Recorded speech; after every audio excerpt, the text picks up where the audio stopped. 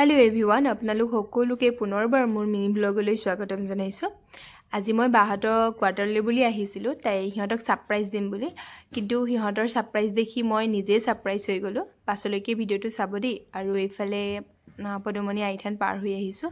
আৰু বাটত ইমান ধুনিয়া ধাননি পথাৰবিলাক পাই আহিছো নহয় আৰু এই দৃশ্যটো চাকচোন ইমান ভাল লাগিছে সাৰপ্ৰাইজ দিব আহিছো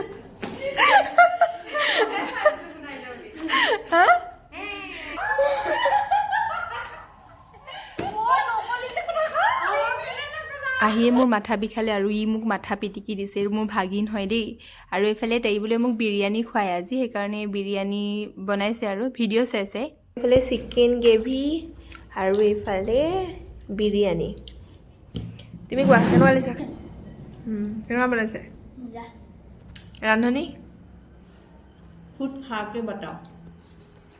কেনেকুৱা হৈছে খাই পিনে কোৱা